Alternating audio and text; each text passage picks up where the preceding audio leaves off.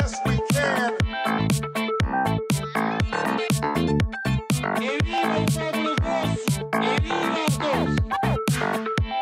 I have a dream. Je crois aux forces de l'esprit.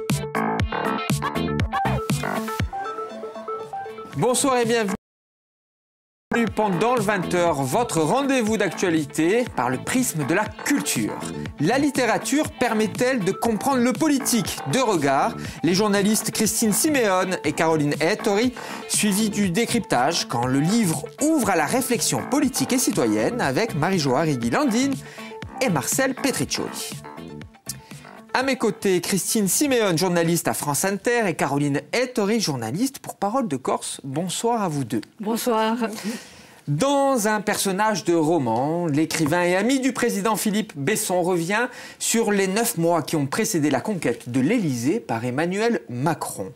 Comprendre l'homme, saisir son action publique, sa soif de pouvoir par et grâce au livre. Est-ce que les lettres permettent de mieux appréhender le politique, Caroline? Oui, certainement. En fait, la littérature se donne et nous donne le temps de comprendre, d'appréhender un caractère ou une personnalité.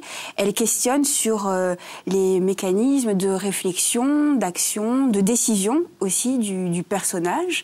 C'est une arme absolue. Elle peut encenser, neutraliser, égratigner le politique. Ça dépend beaucoup de la relation qui est instaurée entre l'auteur et son sujet. On l'a vu.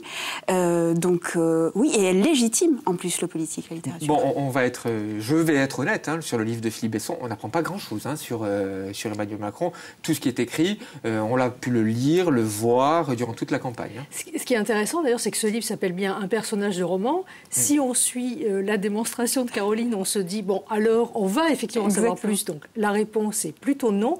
Et en général, ces expériences-là sont plutôt ratées, en fait. C'est-à-dire qu'on attend toujours avidement le livre qui suit l'élection de Sarkozy, le livre qui a suivi celle de François Hollande, celui qui suit l'élection de Emmanuel Macron.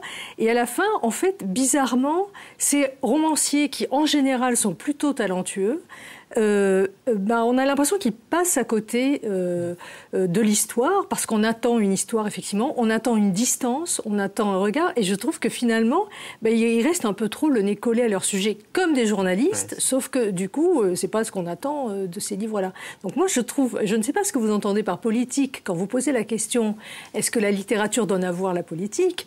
La littérature peut donner à voir la politique, à mon avis, parce que je me fais une haute idée de la politique, quand elle interroge les fondements des relations sociales entre les gens et de qu'est-ce qui fait un tissu social, qu'est-ce qui fait un pays, qu'est-ce qui fait des histoires dans la grande histoire. Alors juste un petit glissement sémantique, puisque vous me donnez une perche, c'est plutôt bien. Christine, le politique, ce qui nous intéresse ici, c'est aussi, est-ce que la littérature permet de comprendre, non pas la politique, dans sa diversité platonicienne, la Grèce, etc. Le politique, la personnalité, ce qu'un homme... Exactement, le pouvoir. En fait, vous parlez de pouvoir. Moi, quand je parle d'un livre éventuellement réussi sur la question politique, je pense à des livres qui racontent des mouvements politiques, qui racontent comment les gens sont impliqués dans l'histoire politique de leur pays. Et assez spontanément, quand on a évoqué ce sujet, moi j'ai pensé à un livre qui était paru chez Actes Sud il n'y a pas si longtemps, qui s'appelle Ah, ça ira, de Denis Lachaud, et qui racontait d'ailleurs Nuit debout, avant Nuit debout en fait, en quelque sorte, un phénomène de cet ordre-là qui, à mon avis, est extrêmement politique. Donc voilà, c'est après, effectivement, des histoires de pouvoir, on en trouve des très bonnes dans la littérature. Je pense, moi, à l'emprise de Marc Duguin, où il raconte ce qu'on voudrait savoir dans les livres de Besson, de Binet et de Yasmina Reza. Voilà. Quand la littérature anticipe aussi le fait politique, c'est ça qui est intéressant. Sur ce lien entre les livres et les hommes politiques, Jean-Guy Talamogne, le président de l'Assemblée de Corse, et son ouvrage « Littérature et politique en Corse », nous sommes en plein dans le sujet, aux éditions Albiane, qui est une étude qui rappelle aux politiques, c'est dans la Der de Couve, que selon la formule d'Edgar Morin, Shakespeare les concerne. Oui, complètement. Shakespeare est un auteur politique. Il a traité à peu près toutes les déviances, les situations, les dérives politiques possibles et inimaginables. Les grands thèmes, la folie qu'engendre l'exercice du pouvoir, la trahison, la passion pour être comme ça. Donc oui, c'est un manuel à confier à tous les aspirants politiciens, pour ceux qui veulent durer. Et je pense aussi qu'un autre thème qui résonne peut-être un peu plus sûrement aux oreilles de Jean-Guy Talamogne, c'est l'origine de la légitimité du pouvoir, qui vient moins de l'affiliation ou de l'héritage que de l'engagement pour le bien commun. Christine, au sujet de l'écriture de ce livre, Jean-Guy Talamogne dit ceci: « Je suis dans l'action politique et que cette dernière ne doit pas se laisser déconnecter du monde de la pensée. J'ai simplement tenté d'améliorer ma propre contribution au débat. Il s'agit de mieux connaître les processus à l'œuvre au sein de la société pour mieux intervenir sur ces processus. » Clairement, c'est par la littérature, par les grandes idées qu'il inspire sa politique. C'est lui qui le dit en tout cas. Il a bien raison à mon avis. Le monde est dans la littérature et je pense qu'on ne peut pas être...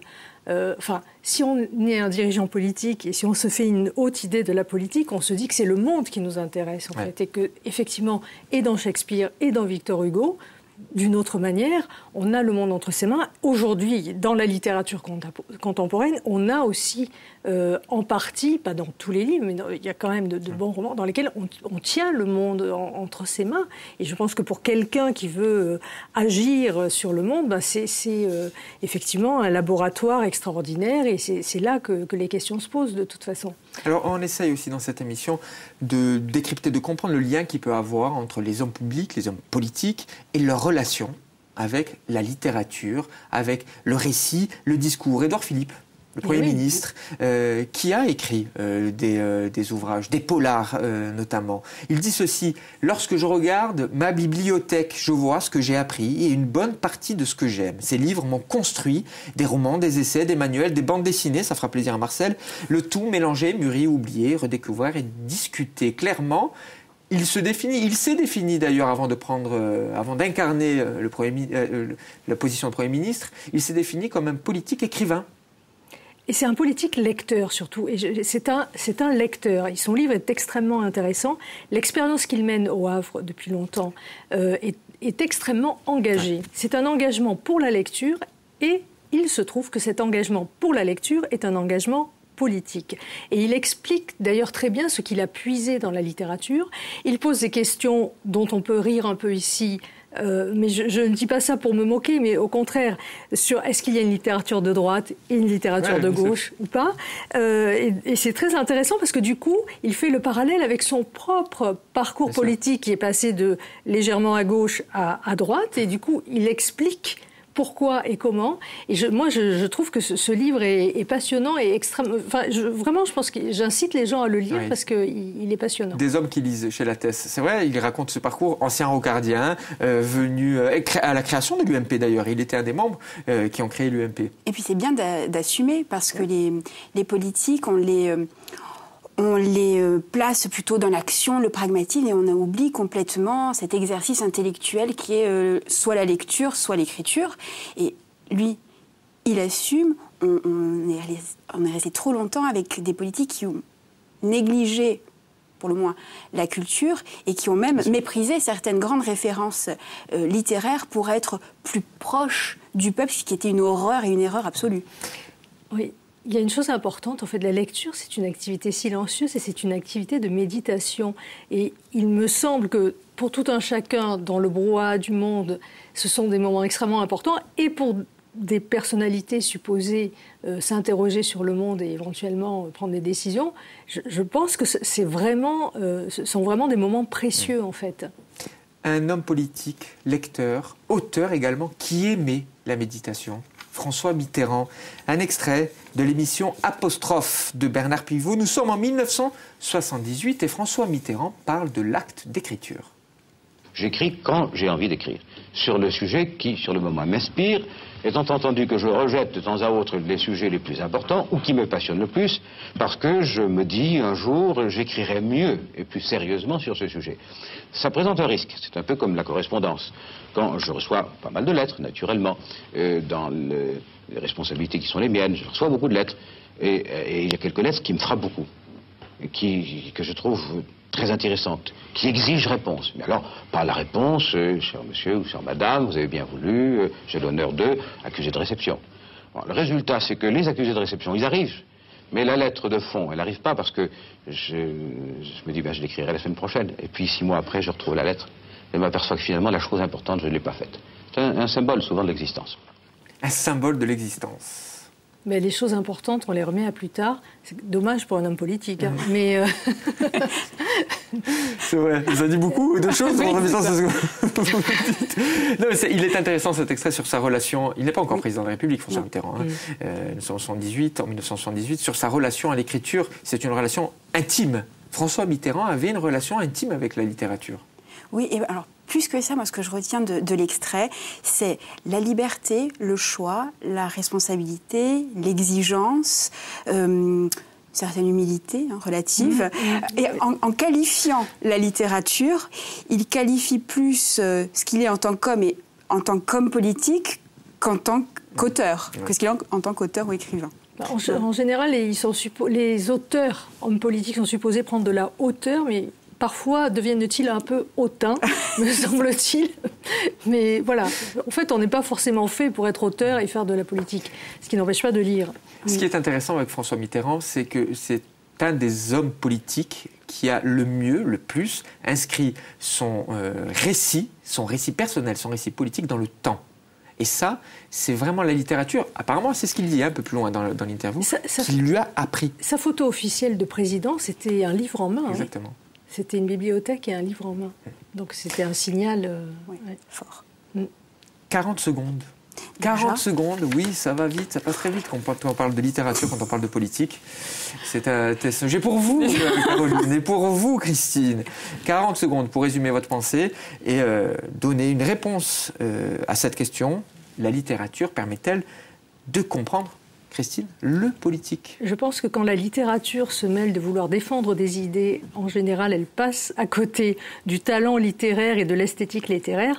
En revanche, quand il s'agit de décrire un peu les coulisses du pouvoir, de nous mettre vraiment dans ces secrets-là, je pense qu'elle y réussit très bien. Et je recite pour ça, par exemple, la trilogie de l'emprise de Marc Duguin, qui nous met vraiment dans les secrets de la politique. Shakespeare aussi, bien sûr.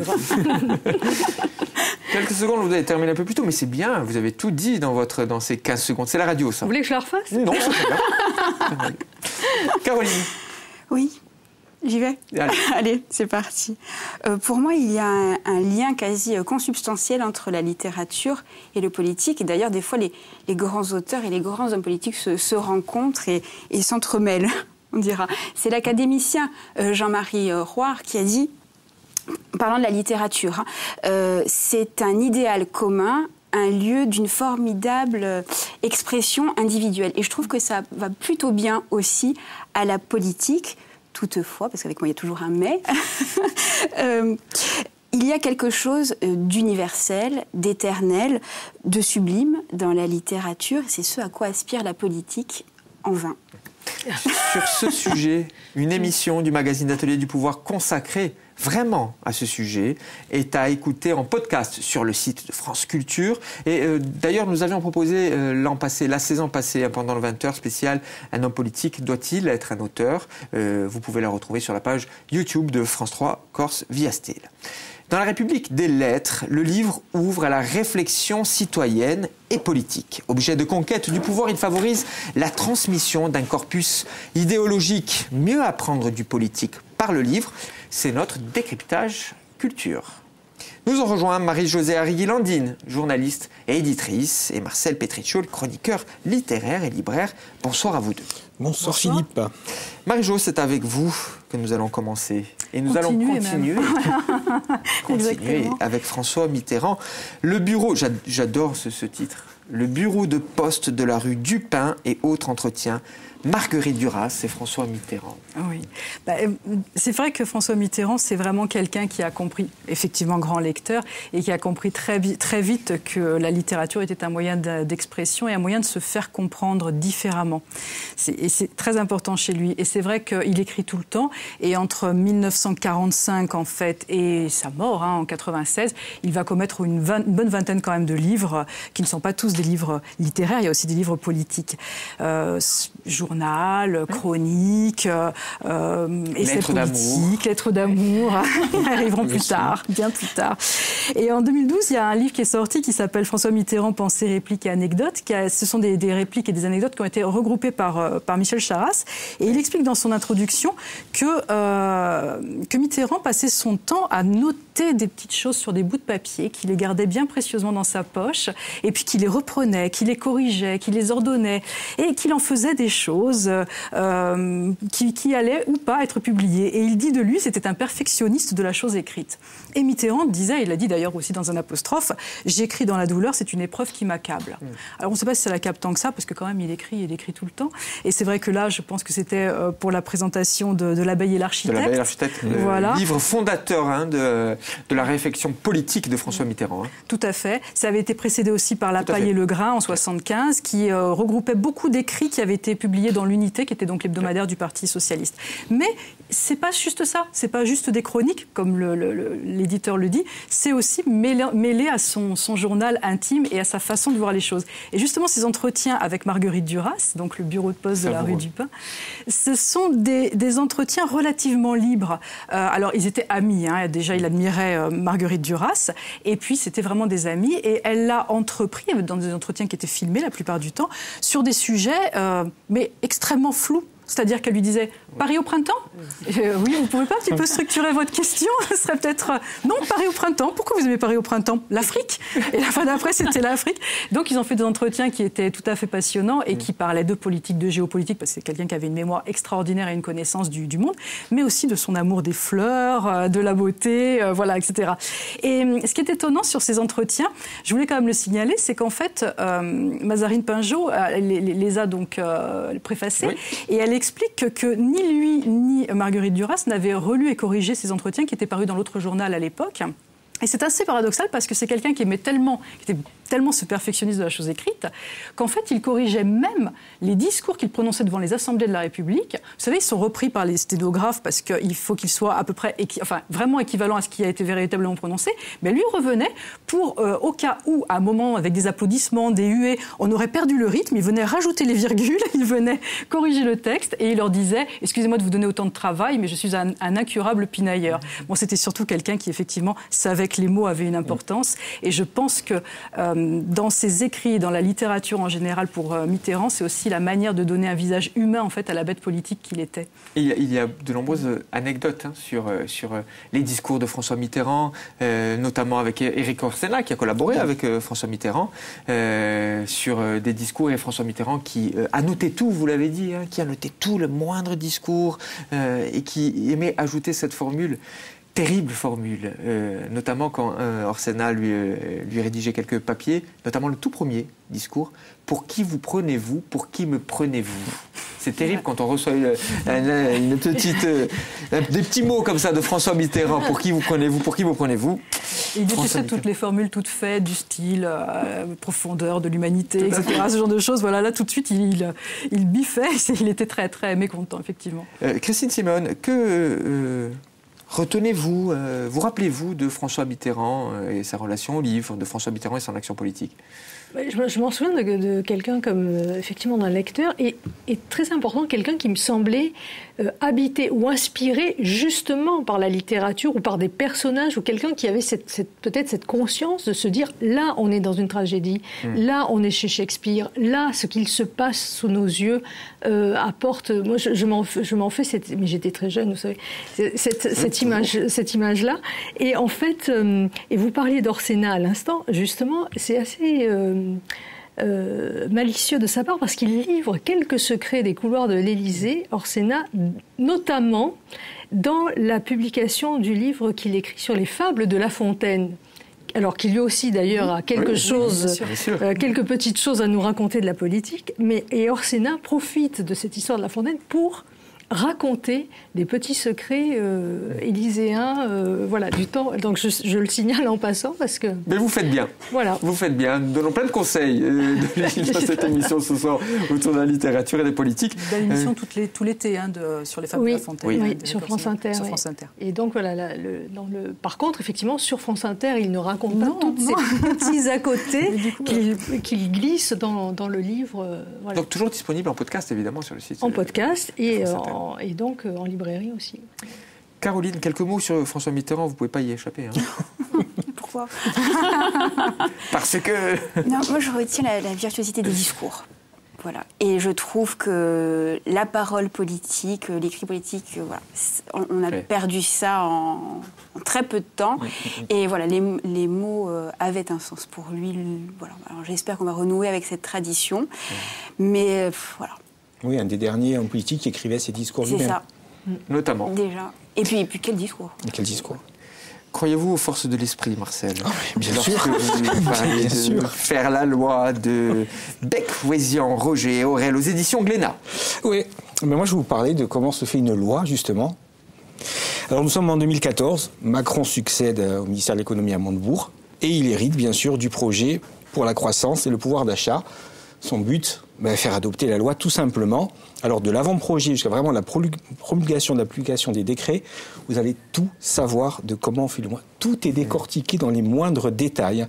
Les réunions ministérielles, les débats parlementaires, l'avis du Conseil d'État, enfin tout passe à la moulinette. Franchement, vous allez voir la difficulté de la chose publique, comment une loi de sa conception jusqu'à sa promulgation est une chose mais vraiment d'une complexité intense, une chose sur laquelle s'exercent toutes les forces de la société, politique, économique et sociale. Vous allez voir aussi les méandres du Parlement, les coups tordus, la buvette, les surprises, ça en est plein. Alors ce qui est intéressant dans cette BD, c'est qu'il la met en scène mais comme un jeu de société. La loi, on part comme un jeu de société et on avance ses pions. Et en même temps qu'on avance ses pions, il faut déjouer plusieurs pièges.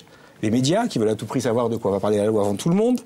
La bureaucratie, alors là on dit toujours la lenteur, la lourdeur de la bureaucratie. N'imaginez pas à quel point c'est vrai. C'est quelque chose d'incroyable. L'opposition, bien sûr, et même sa propre majorité qui va remettre des bâtons dans les roues. Majorité très difficile à ce moment. Très difficile à ce moment-là. Y avait-il une majorité d'ailleurs? On peut se demander. Hein. C'est le temps des frondeurs, non? C'est ça. C'est ça. Donc vraiment, processus mystérieux, silence, faux périple incroyable que nous racontent les auteurs. Alors les auteurs, il y a 2 journalistes, spécialistes des questions parlementaires au Journal du Monde, et un dessinateur de presse, Aurel, qui est aussi reporter. Et 2 petits mots sur son dessin, il a trouvé le juste milieu entre la caricature et le trait trop réaliste. On reconnaît les personnages, on reconnaît les individus, les hommes politiques sans problème, les lieux, tout ça. Vraiment, il a trouvé le juste milieu. Il fallait vraiment... On est à la limite de la caricature, mais on n'est pas dans la caricature. Et pourtant, c'est assez drôle. Franchement, ça se lit comme un thriller. C'est instructif, judicieux, ludique, et je le redis, vraiment très drôle. Et c'est franchement une bouffée d'air frais. On peut se dire que ça va être très lourd à lire, comment faire une loi. Franchement, on apprend pas mal de choses sur nos institutions et sur les hommes qui font la loi et la politique. Et puis ce qui est génial dans cette bande dessinée, c'est aussi le décryptage des mécaniques du pouvoir et des mécaniques des coulisses. Hein. Vous parlez de la bibliothèque de l'Assemblée. Oui, c'est ça. S'ils jouent des matchs et des amendements. Exactement ça. Exactement. Et c'est bien montré dans la bande dessinée. Alors rien n'est caché dans cette bande dessinée. Franchement, tout ce qui peut se passer autour d'une loi, il nous montre tout ce qu'il peut y avoir. Et encore une fois, y compris les coups tordus. Et qu'est-ce qu'il y a comme coups tordus? C'est un truc de fou, quoi. Surtout au moment de la mise en place de cette loi, parce qu'il faut se rappeler. Alors, Macron. C'est la loi Macron qui, par la suite, va donner naissance à la loi El Khomri. On parlait de Nuit debout.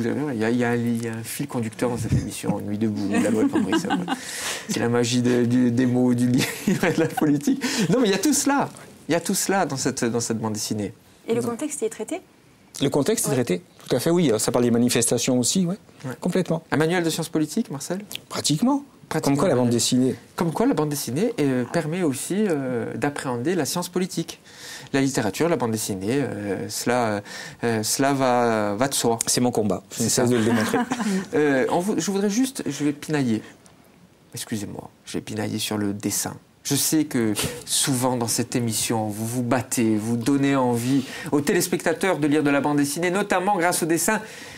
Est-ce qu'il n'est pas pauvre, ce dessin? Vous l'avez défendu, mais est-ce qu'il n'est pas pauvre? On voit quelques planches à l'image. Est-ce qu'il n'est pas pauvre par rapport au contenu? Un peu simpliste, un peu pauvre, mais là encore une fois, c'est le texte qui est important, c'est pas trop le dessin. Encore une fois, Aurel est un caricaturiste, hein, donc c'est pas un vrai dessinateur de BD. Donc il a fait, entre guillemets, je dis bien, je mets des guillemets, avec ses moyens, mais moi je trouve que ça sert parfaitement le propos.